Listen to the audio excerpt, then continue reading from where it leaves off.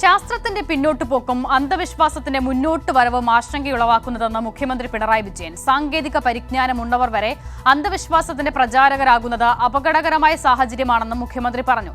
തിരുവനന്തപുരത്ത് പ്രൊഫഷണലുകൾക്കായുള്ള സംവാദ പരിപാടിയിൽ സംസാരിക്കുകയായിരുന്നു മുഖ്യമന്ത്രി.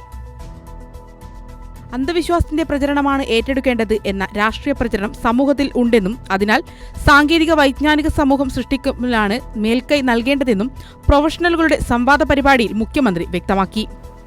നമ്മുടെ രാജ്യത്ത് നല്ല രീതിയിൽ നടന്നതായിരുന്നു മുൻപ് സയൻസ് കോൺഗ്രസ്. അത് ഏറെക്കുറെ നിലച്ച മട്ടാണ്.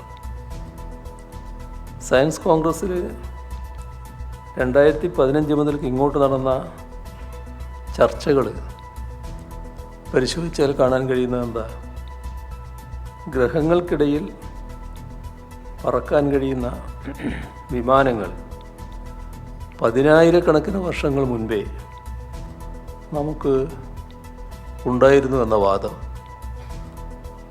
ഗോമൂത്രത്തിൽ സ്വർണമുണ്ട് എന്ന അവകാശവാദം, അറ്റോമിക് ഫ്യൂഷൻ നമ്മുടെ പുരാണങ്ങളിൽ ഉണ്ടായിരുന്നു എന്ന വാദങ്ങൾ, ഈ തരത്തിൽ അവ പോവുകയാണ്. ശാസ്ത്രമെന്ന രീതിയിൽ വ്യാജം പ്രചരിപ്പിച്ച് അന്ധവിശ്വാസം പടർത്തുന്ന വേദിയായി ദേശീയ സയൻസ് കോൺഗ്രസ് മാറിയ കാഴ്ചയും നാം കണ്ടു. ദേശീയ സയൻസ് കോൺഗ്രസ് അന്ധവിശ്വാസത്തിന്റെ കോൺഗ്രസായി മാറി. പരിഹാസ കഥാപാത്രമായി സാങ്കേതിക സ്ഥാപനങ്ങളും ബന്ധപ്പെട്ടവരും എത്തുന്നത് ദുഃഖകരമാണ്.